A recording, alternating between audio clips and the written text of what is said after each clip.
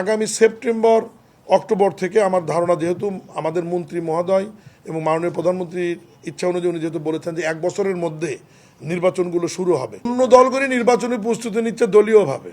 আর যেহেতু নির্বাচনটা দলীয়ভাবে হবে না, আমাদের দলের লোকজন তো নির্বাচন করবে নিরপেক্ষভাবে। তা আমাদের তো বিএনপি বৃহৎ একটি রাজনৈতিক দল, আমরা যে কোনো সময় আন্দোলনের প্রস্তুতি থাকে, আমাদের নির্বাচনের প্রস্তুতি থাকে, ভোটের প্রস্তুতি থাকে। আমাদের জন্য নতুন করে প্রস্তুতি নেওয়ার কিছু নাই।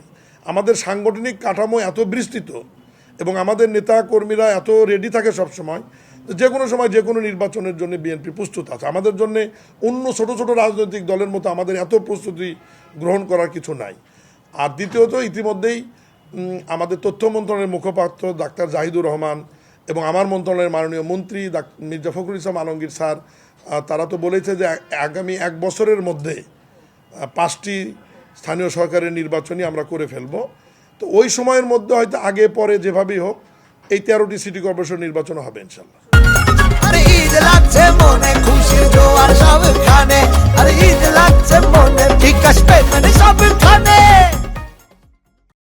নির্বাচন আসলে বর্ষা মৌসুমের পরেই শুরু করার সম্ভাবনাটা বেশি, আমি এটা ব্যক্তিগতভাবে মনে করি।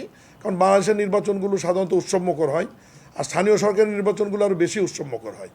আর আরেকটা জিনিস আপনাদেরকে বুঝতে হবে যে এই সমস্ত নির্বাচন করতে গেলে অনেক ব্যয়ের ব্যাপার আছে, অর্থ খরচের ব্যাপার আছে।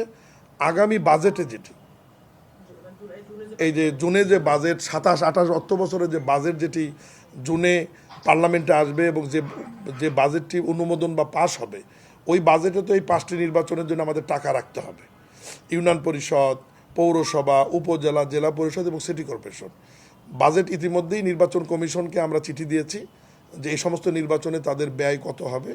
তারা সেই অনুযায়ী নির্বাচন কমিশনের যে বাজেটের ফরম্যাট, সেই ফরম্যাটে তারা এই 5টি স্থানীয় সরকারি নির্বাচনের জন্য তারা বাজেট প্রস্তাব করবেন এবং বাজেট অনুমোদন হলে আগামী সেপ্টেম্বর অক্টোবর থেকে আমার ধারণা, যেহেতু আমাদের মন্ত্রী মহোদয় এবং মাননীয় প্রধানমন্ত্রীর ইচ্ছা অনুযায়ী উনি যেহেতু বলেছেন যে 1 বছরের মধ্যে নির্বাচনগুলো শুরু হবে, তো বর্ষা মৌসুমের পরে শুষ্ক মৌসুমে পর্যায়ক্রমে ধাপে ধাপে 1 বছরের মধ্যে আমরা 5টি নির্বাচনে শেষ করব। ইউনিয়ন পরিষদের টাকা তো সবচেয়ে বেশি লাগবে, কারণ এটা হচ্ছে লার্জ স্কেলের নির্বাচন, সবচেয়ে বড় নির্বাচন। এখানে ব্যয়টা অনেক বেশি হবে, স্বাভাবিক কারণে আমার ধারণা 500-600 কোটি টাকা লাগবে কমপক্ষে। এরপরে বৃহৎ আকার আছে আপনার হচ্ছে উপজেলা, কারণ উপজেলা এখন 500।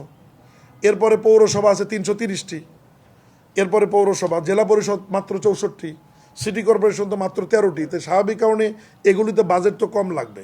তো বাজেট যেখানে বেশি লাগবে সেখানে অর্থ সংশ্লিষ্টতা কতটুকু আছে বছরের শুরুর দিকে, এটা বিবেচনা করে আসলে নির্বাচন কমিশন এবং স্থানীয় সরকার মন্ত্রণালয় আমরা যৌথভাবে অর্থ বিভাগের সাথে বসে টাকার সংশ্লিষ্টতা বিবেচনা করে, এবং নির্বাচন কমিশনের তো একটা প্রস্তুতির ব্যাপার আছে যে তারা কোন নির্বাচনটি দিয়ে আগে করতে পারবে।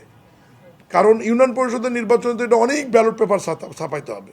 আমাদের তো প্রায় 4500 ইউনিয়ন পরিষদ, তো এখানে তো একটা তাদেরও প্রস্তুতি আছে। সব মিলিয়ে এটা আসলে আমরা বাজেট অনুমোদন হওয়ার পর অর্থ বছর শুরু হলে এরপরে আমরা নির্বাচন কমিশন, স্থানীয় সরকার মন্ত্রণালয় এবং অর্থ বিভাগ আমরা আলোচনা করে ঠিক করব যে কোনটা দিয়ে আগে শুরু হবে।